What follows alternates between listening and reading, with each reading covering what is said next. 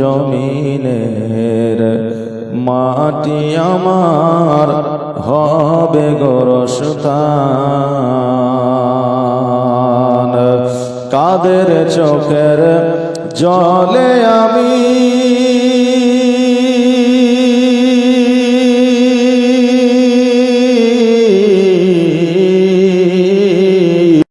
কাদের চোখের জলে আমি পাইব পরিত্রাণ। কোন জমিনের মাটি আমার হবে গোরস্থান।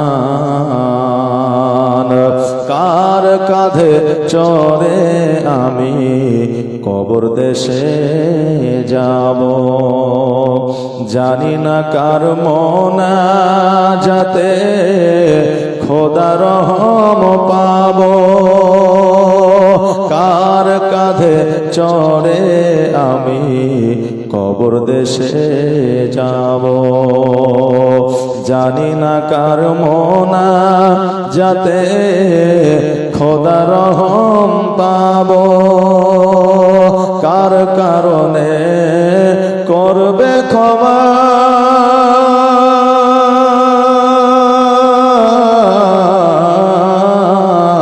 কার কারণে করবে ক্ষমা আল্লাহ মেহেরবান।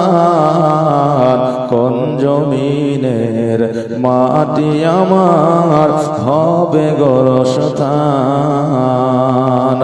কাদের চোখের জলে আমি পাইব পরিত্রাণ।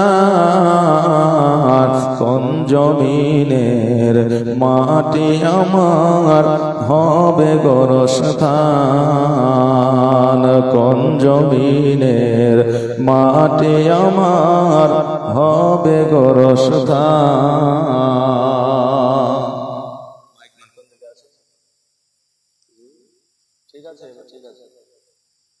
আল্লাহুম্মা সাল্লি আলা মাওলানা মুহাম্মাদ ওয়া আলা আলি মাওলানা মুহাম্মাদ। আলহামদুলিল্লাহ, সমস্ত প্রশংসা সেই মহান করুণাময় আল্লাহ, যিনার কুদরতের সারা বিশ্ব লালন ও পালন, যিনি আপনাকে আমাকে এই পবিত্র মাহফিলে বসার, কাউকে বলার, কাউকে শোনার শক্তি বা সুযোগ দান করেছেন। তিনারই শুকরিয়া আদায় করে সকলে উচ্চ আওয়াজে ভক্তি ভরে কৃপণতা না করে একবার বলি আলহামদুলিল্লাহ। তারপরে পারাকা মাওলা জনাবে মুহাম্মদ রাসূলুল্লাহ সাল্লাল্লাহু তাআলা আলাইহি ওয়াসাল্লামের প্রতি লাখো কোটি দরুদ ও সালাম শান্তির ধারা বর্ষিত হোক, অর্পিত হোক, নাজিল হোক। তাই সকলে আমরা আবারও পড়ি আল্লাহুম্মা আমিন। আল্লাহু পাক রব্বুল আলামিন বললেন, ওয়া আম্মা বিনিআমাতি রাব্বিকা ফাহাদ্দিস। বান্দারে, তোমরা যারা আমার নিয়ামতের প্রশংসা করো, আমি আল্লাহ আমার প্রশংসা করা হয়। জোরে বলেন সুবহানাল্লাহ। বাবজি ভাইরা, আজকে এই জায়গায় এই জালসার আয়োজন আপনারা করেছেন, জীবনের আয়োজন করেছেন আল্লাহ এবং আল্লাহ রসুলের গুণগানের জন্য, আমার নবী পাক সাল্লাল্লাহু তাআলা আলাইহি ওয়াসাল্লামের আপনার জীবন কাহিনী শোনার জন্য, হযরতে খাদিজাতুল কুবরা রাদিয়াল্লাহু তাআলা আনহা ওনার জীবন কাহিনী শোনার জন্য, এক কথায় ইসলামিক ইতিহাসের কিছু কথা আপনারা শ্রবণ করবেন, এই উদ্দেশ্যে আপনারা এই জীবনের আয়োজন করেছেন। এখান থেকে আমরা আল্লাহ পাক রব্বুল আলামিনের নিয়ামতের প্রশংসা আমরা করব, আপনারা শুনবেন। আর এই নিয়ামতের প্রশংসা মানে আল্লাহর প্রশংসা করা। জোরে বলেন সুবহানাল্লাহ। বাবজি ভাইরা, আমার মায়েরা, এই দেখেন আজকে প্রথম রাত্রি, বাড়িতে শুয়ে শুয়ে হয়তো কেউ ভাবছে যে মৌলবী যদি টেঁড়া হয় তো কাল যাব না, যদি দেখা যায় যে না ঠিকঠাক আছে তো যাবো, নাকি বলো? হ্যাঁ, ও ভাবছে যে দেখা যায় আওয়াজ যদি ভালো থাকে তো যাবো, আর আওয়াজ যদি ভালো না থাকে তাহলে আমার যাওয়া হইল। আর যদি ভালো হয় তো কালকে কুটুম সতর্ক ডাকবে। কুটুম সতর্ক বুঝেন তো, যে কুটুম সতর্ক বুঝবে যে আমাদের এখানে একটা ভালো মৌলবী এসেছে, খুব সুন্দর ওয়াজ করছে। আমার ভাইজান ওয়াজ করছিলেন, মনে হবে যে বাংলাদেশের ওয়াজ শুনছি না ভারতের ওয়াজ শুনছি, কনফিউজ হয়ে যাবেন, নাকি বলেন? শুনলেন তো আপনারা?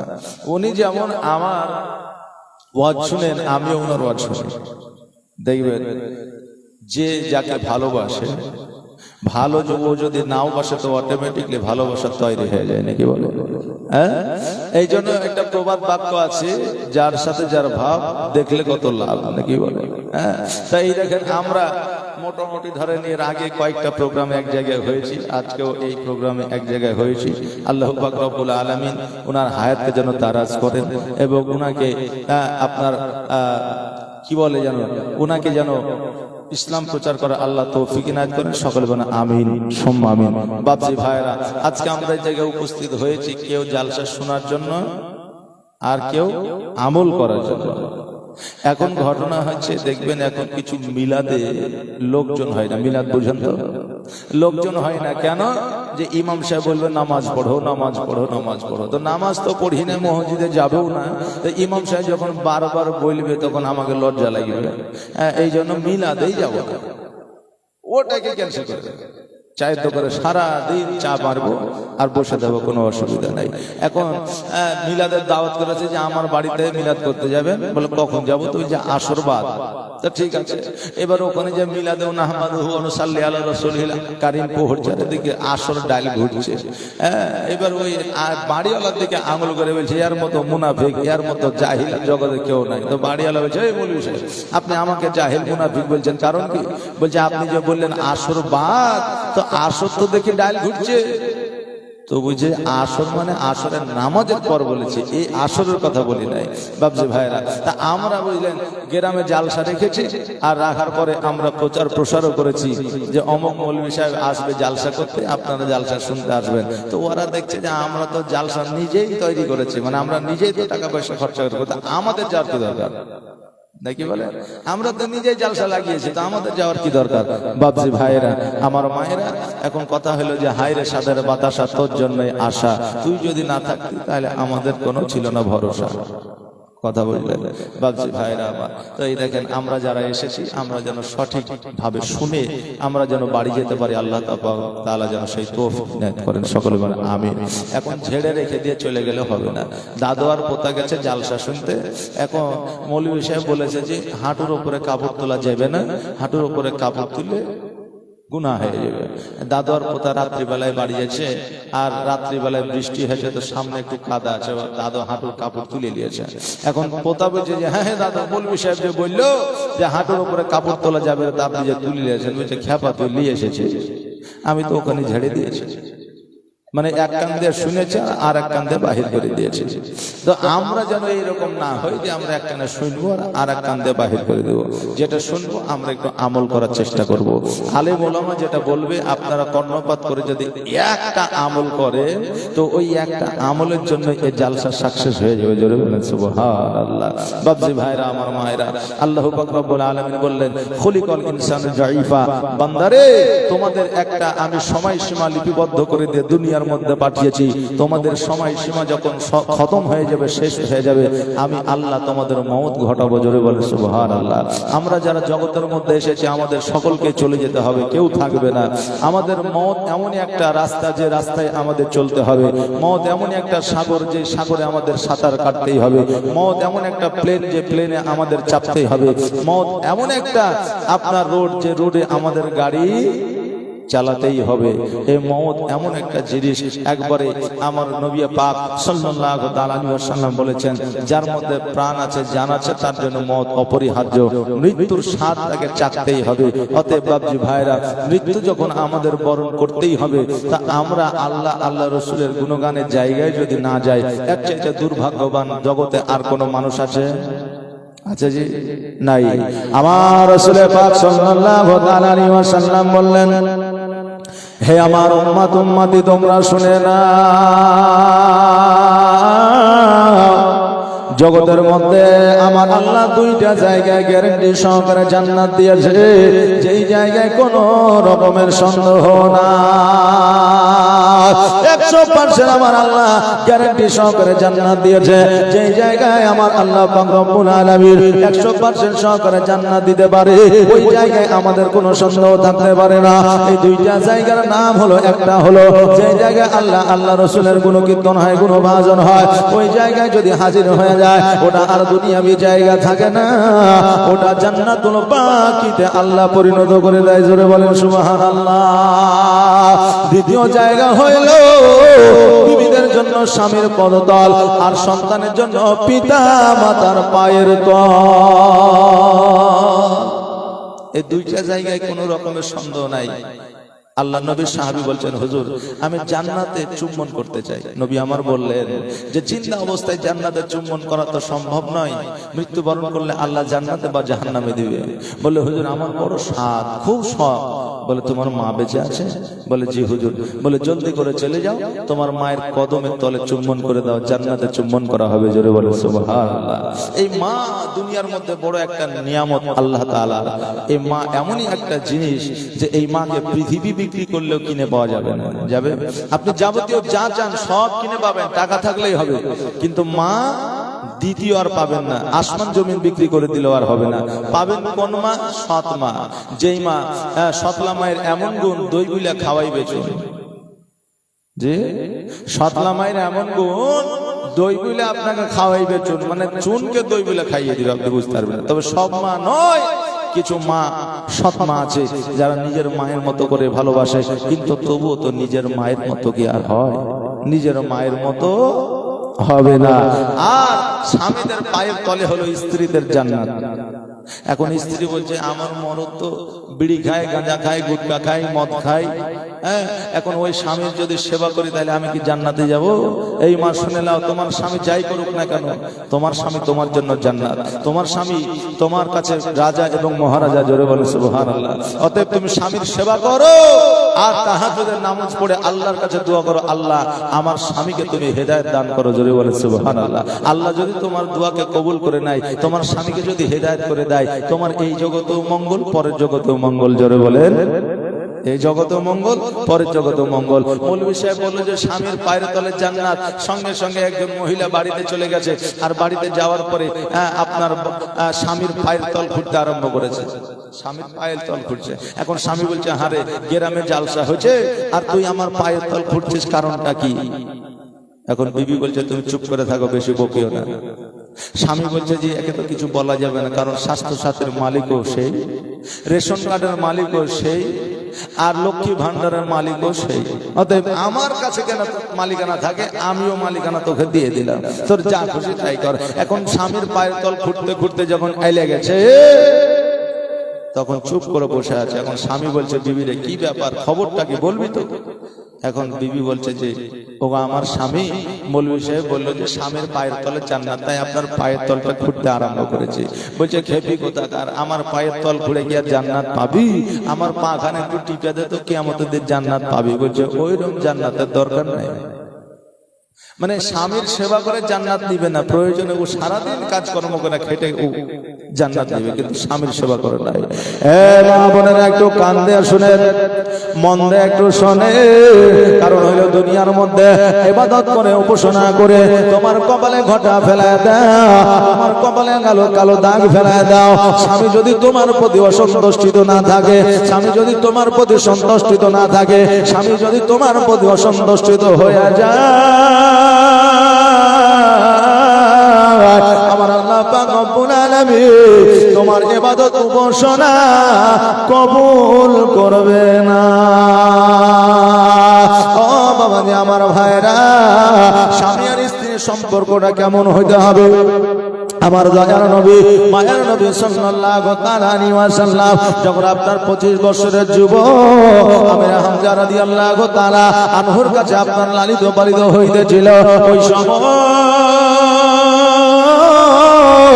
আমার দয়ার নবী, মায়ের নবী সাল্লাল্লাহু তাআলা আলাইহি ওয়াসাল্লাম বলে, ও আমার চাচা যান, আমি নবীজি, আমি কিছু কর্ম করতে চাই, কাজ করতে চাই, আমার যথেষ্ট বয়স হয়েছে, আমি যুবক হয়েছে, আমার জন্য একটু কাজ দেখা দেন, আমি কাজও করব, আমি কাজ করব, কর্ম করব। চাচা আমির হামজা বলল, মুহাম্মদ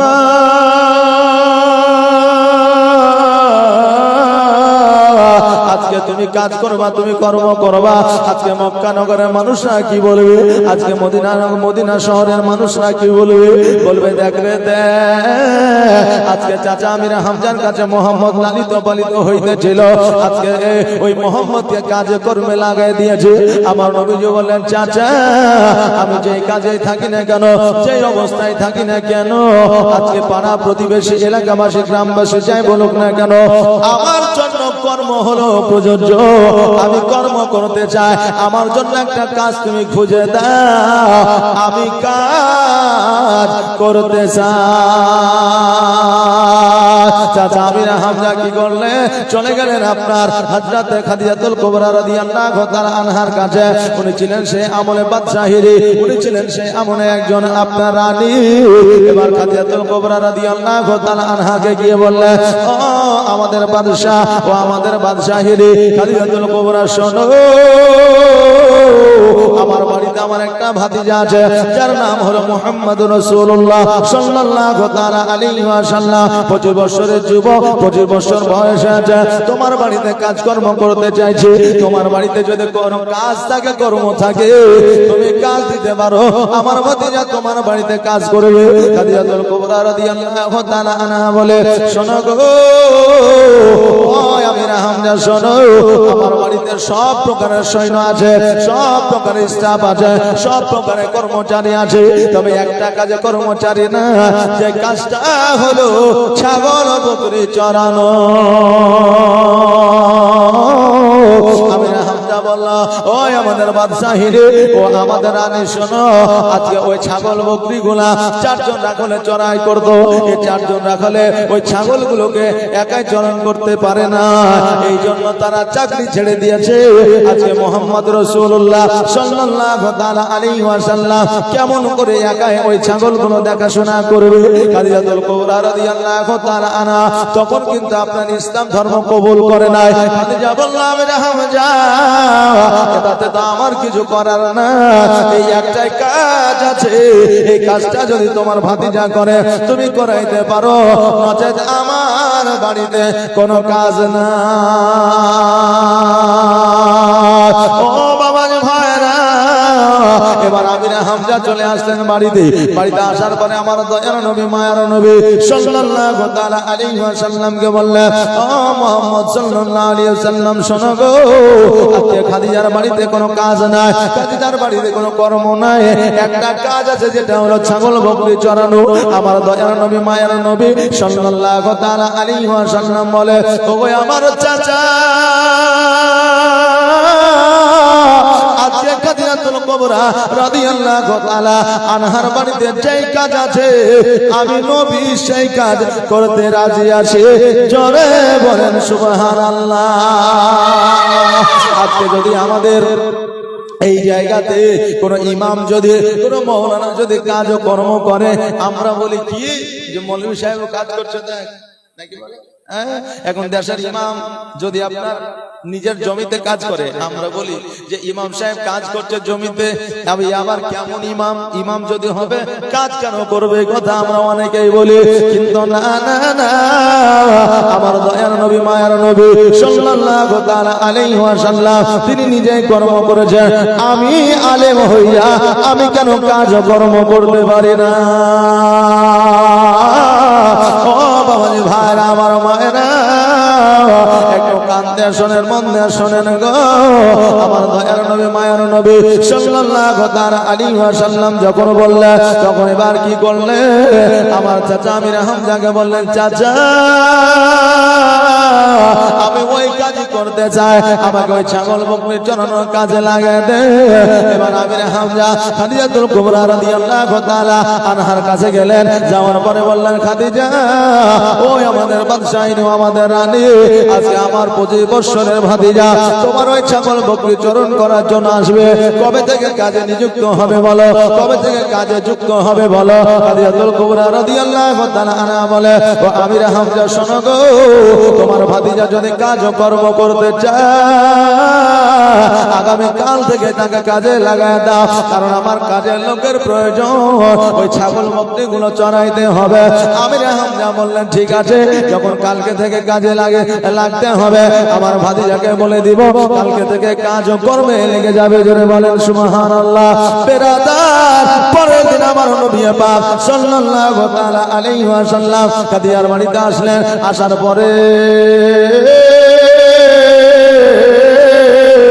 ওই ছাগল বকরি গুলা লইয়া মাঠের মধ্যে গেলেন, জঙ্গলের মধ্যে গেলেন, ছাগল বকরি গুলো চরণ করবে। এইদিকে খাদিজা দাসীকে লইয়া বলে, দাসীরা রে, আজকে চারটা রাখাল বাগালে এত ছাগল গুলো দেখাশোনা করতে পারে না। আজকে আমির হামজার ভাতিজা, যার নাম হলো মুহাম্মদ সাল্লাল্লাহু তাআলা আলাইহি ওয়াসাল্লাম, ওই যুবক কেমন করে এতগুলো ছাগল চড়াইতে পারে। চলো আমরা ছাদের উপরে গিয়ে দেখবো, আর তার কাজ ও কর্মগুলো দেখে আমরা আনন্দ উপভোগ করব। আমার খাদিজা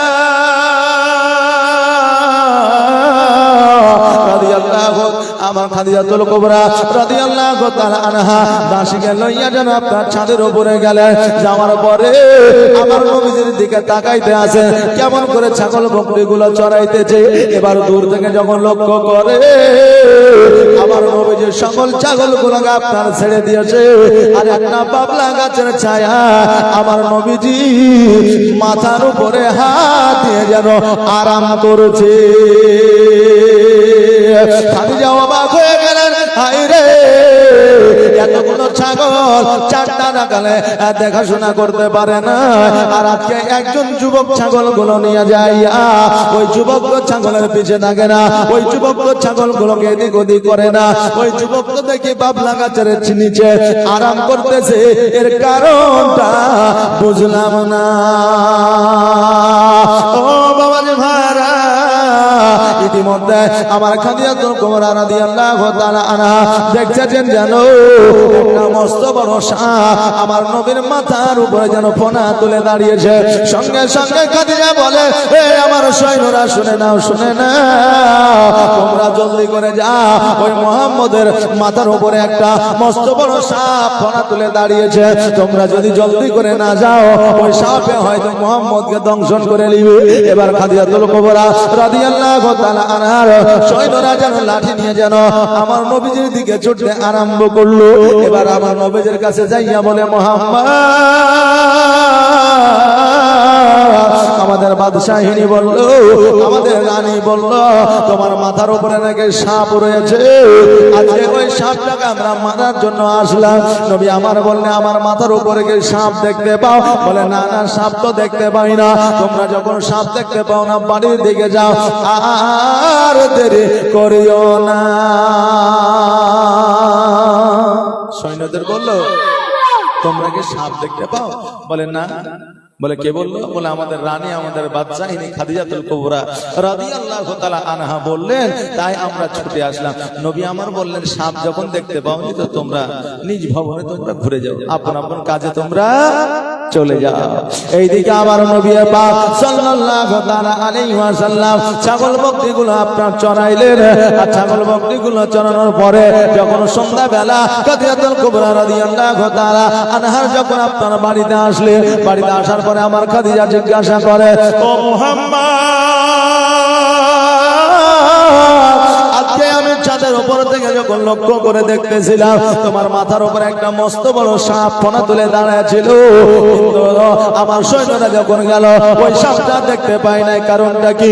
আমার নবীজি বলে, খাদিজা, ওই আমাদের বাদশাহিনী, শোনো গো, আজকে ওই সাপটা আমাকে দংশন করার জন্য ফনা তোলে নাই, আজকে ওই সাপটা আমাকে কামড় দেওয়ার জন্য ফনা তোলে না। আমি ওই বাবলা গাছের নিচে ছায়াতে যখন আরাম করতেছিলাম, ওই বাবলা গাছে একটু ফাঁকা দিয়ে যেন সূর্যের আলো আমার মুখমণ্ডলের উপরে পড়তেছিল। আর ওই সাপটা যখন দেখেছিল আমার ওই মুখে সূর্যের আলো পড়ার কারণে ওই সাপটা ফনা তুলে ওই রৌদ্রটাকে ছায়া করতেছিল। জোরে বলেন সুবহানাল্লাহ। বাবাজি ভাইরা, আমার খাদিজাতুল কুবরা কুবরা রাদিয়াল্লাহু তাআলা আনহাকে যখন বললেন, আমার খাদিজাতুল কুবরা রাদিয়াল্লাহু তাআলা আনহা বুঝতে পারলেন, জানতে পারলেন, হায় রে, এই ছেলেটা জগতের সাধারণ সন্তান নয়, এই ছেলেটার মধ্যে, যুবকের মধ্যে অলৌকিক দৃশ্য আছে।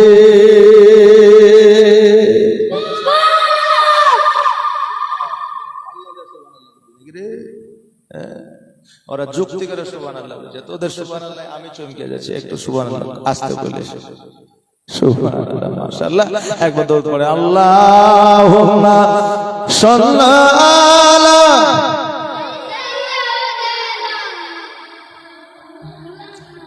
মুহাম্মাদ ওয়া আলা আলি মাওলানা মুহাম্মাদ সাল্লাল্লাহু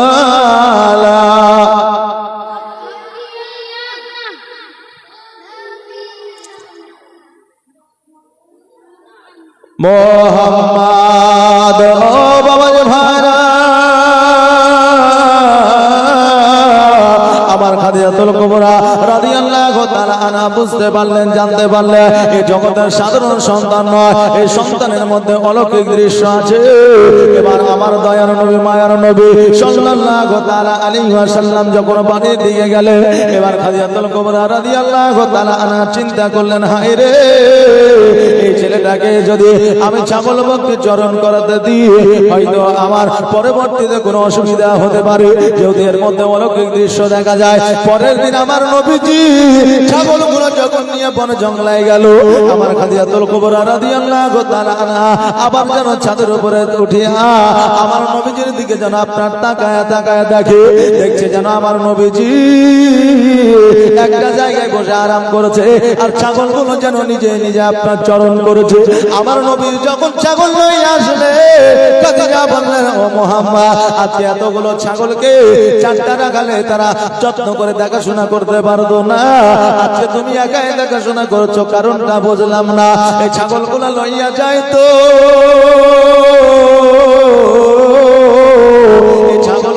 পেট পূরণ হইল না, কিন্তু তুমি কালকে থেকে নিয়ে যাচ্ছ, ছাগলগুলোর পেট পূরণ হয়ে যাইতেছে, কারণটা বুঝলাম না। আবার নবী বলে, খাদিজা, ওই আমাদের বাদশাহিনী শোনো গো, আজকে ছাগলগুলাকে যখন আমি নইয়া গেছিলাম, এই ছাগলগুলা নিজেরাই যুক্তি পরামর্শ করেছে, আজকে যে আমাদের নিয়ে আসছে, এই দোনো জাহানের বাদশা আকা মাওলা জনাব মুহাম্মদুর রাসূলুল্লাহ সাল্লাল্লাহু তাআলা আলাইহি ওয়াসাল্লাম, আজকে এনাকে বিরক্ত করা যাবে না। আজকে এনাকে যদি আমরা বিরক্ত করে দিই, কিয়ামতের দিন আমরা জবাব দিতে পারবো না। এই জন্য ছাগলরা নিজে নিজে আপনার চরণ করে, আর আমার আল্লাহর রহমতে যেই জায়গায় ছাগলগুলো চরণ করে, একবার চরণ করলে পুনরায় ঘাস আবার উৎপত্তি হয়ে যায়। জোরে বলেন সুবহানাল্লাহ। ঘাস আবার উৎপত্তি হয়ে যায়, এই জন্য পুরো ছাগলে পেট যেন পূরণ হয়ে যায়। আমার খাদিজাতুল কুবরা রাদিয়াল্লাহু তাআলা আনহা আমার নবীর কাজ দেখে আপনার খুশি হয়ে গেল, এত বড় একটা অলৌকিক দৃশ্য আমি দেখতে পাইলাম, আজকে এই জায়গায় এই মুহাম্মদকে রাখা যাবে না। আমার দয়ার নবী, মায়ের নবী সাল্লাল্লাহু তাআলা আলাইহি ওয়াসাল্লামকে ডাক দিয়ে বলে, ও মুহাম্মদ, ও আব্দুল্লাহর বেটা, আজকে থেকে আমার বাড়িতে তুমি ছাগল চড়াইবে না, আজকে থেকে তুমি আমি খাদিজা আমার সেনাপতি হয়ে থাকবে। জোরে বলেন সুবহানাল্লাহ। নবী আমার বলল, খাদিজা, আজকে তোমার সেনাপতি যদি আমি হয়ে যায়, তোমার সেনাপতি যে আছে সে তো বড় রাগান্বিত হয়ে যাবে, সে হয়তো আমার উপরে হিংসা করবে। খাদিজাতুল কুবরা রাদিয়াল্লাহু তাআলা আনহা বললেন, ও মুহাম্মদ, শোনো গো, আজকে আমার সেনাপতি যে বেতন পাবে, তার যে কাজে সে কাজই করবে, কিন্তু আমার ডবল সেনাপতি থাকবে, তার মধ্যে তুমি হলে একটা। আমার নবীজির প্রমোশন হইল, আমার নবীজি খুশি খুশি হইয়া আমার আমিরে হামজা রাদিয়াল্লাহু তাআলা আনহুকে গিয়া বললেন। এবার আমিরে হামজা রাদিয়াল্লাহু তাআলা আনহু খুশি হইলে আমার নবী পাক সাল্লাল্লাহু তাআলা আলাইহি ওয়াসাল্লাম যেন আপনার এইভাবে আপনার কাজগুলো করতে লাগলেন খাদিজাতুল কুবরা রাদিয়াল্লাহু তাআলা আনহার বাড়িতে। এবার আমার নবীজি বলে, খাদিজা ওই আমাদের বাদশাহী নিয়োগ আমাদের রানী, আজকে আমাকে তো কোনো কাজ বলেন নাই। এবার খাদিজা বলল, কাজ বলবো, কারণ হইল তোমার কাজ, তোমাকে আমি ব্যবসা করাবো, বাণিজ্য করাবো, এই জন্য তোমাকে আমি সেনাপতি বানাইছি। আমার নবীজিকে বললে, মুহাম্মদ তোমাকে ব্যবসায় যেতে হবে, বাণিজ্যে যেতে হবে, তুমি পরের দিন রেডি হয়ে যায়, তৈরি হয়ে যায়। আমার নবীজি বাড়িতে আসিয়া চাচার কাছে যেন আপনার বিদায় নিলেন, চাচার কাছে যেন অর্ডার নিলেন, হুকুম নিলেন, আদেশ নিলেন। আমার পরে আপনার জামা কাপড় লইয়া যেন খাদিজার বাড়িতে হাজির হইলেন। এবার ব্যবসায় যাবে, বাণিজ্যে যাবে।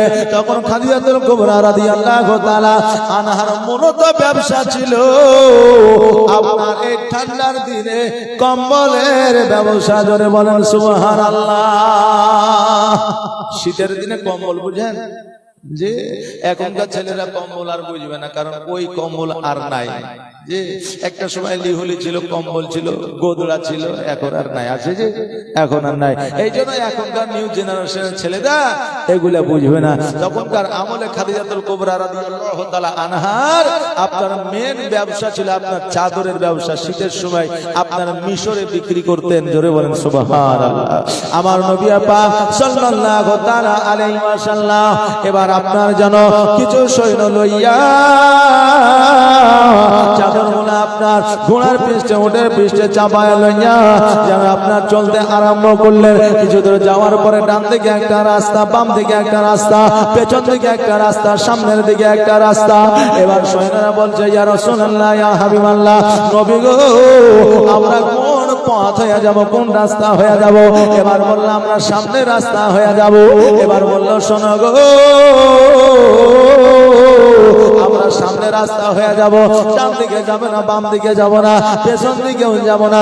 সৈন্যরা বলল, ইয়া রাসূলুল্লাহ, ইয়া হাবিবাল্লাহ, নবী গো সামনে রাস্তাটা বড় বন্ধ হয়ে গেছে, জ্যাম হয়ে গেছে, সামনে রাস্তাটা জংলা হয়ে গেছে। ওই রাস্তা দিয়ে যদি আমরা যাই, ডাকাতেরা ডাকাতি করে নিবে, ডাকাতেরা ছিনতাই করে নিবে, অতএব ওই রাস্তা দিয়ে যাওয়া যাবে না।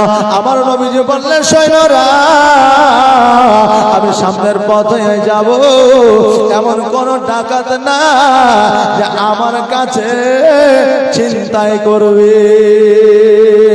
বলে বুঝলাম ছিনতাই তো করবে না, কিন্তু ওই রাস্তাতে তো গাছ গাছড়া হয়ে গেছে, রাস্তা তো আপনার গাছে ঘেরে নিয়েছে, যেহেতু ওই রাস্তায় মানুষের চলাফেরা না, আজকে ওই গাছগুলোর কি হবে? আমার নবীজি বলল, শোনো রে সৈন্যরা, আমি আগে আগে যাই আর আমার পিছে পিছে তোমরা আসো। এবার আমার দয়ার নবী, মায়ের নবী সাল্লাল্লাহু তাআলা আলাইহি ওয়াসাল্লাম সৈন্যদের নিয়ে আমার নবী যেন আগে আগে যায়। আমার নবীজি কি মজা দেখে, আমার নবীজি আগে আগে যায় আর রাস্তা যেন গাছপালাগুলো নিজে নিজে বানায়া দেয়। কারণ হইল আমার নবী যখন আপনার গুণা নিয়ে আগিয়ে যায়, আপনার রাস্তার গাছপালাগুলো নিজে নিজে যেন সরে যায় আর নিজে নিজে যেন রাস্তা তৈরি হয়ে যায়। জোরে বলেন সুবহানাল্লাহ। আমার দয়ার নবী, মায়ের নবী সাল্লাল্লাহু তাআলা আলাইহি ওয়াসাল্লাম যখন এবার কিছু দূর গেলেন, যাওয়ার পরে দেখছে জানো ওই রাস্তার মাঝে আপনার অসুস্থতা অবস্থা, একটা নয়, দুইটা নয়, পাঁচটা নয়, হাজার হাজার উট যেন অসুস্থ হইয়া ওই জঙ্গলের মধ্যে যেন পড়ে আছে। আমার নবীজিকে দেখা সকল উট যেন আপনার খুশি হয়ে গেল। দেখলে রহমাতাল লিল আলামিন এসেছে, আমাদের আখেরি পয়গম্বর জনাবে মুহাম্মদুর রাসূলুল্লাহ সাল্লাল্লাহু তাআলা আলাইহি ওয়াসাল্লাম এসেছে। শোনো রে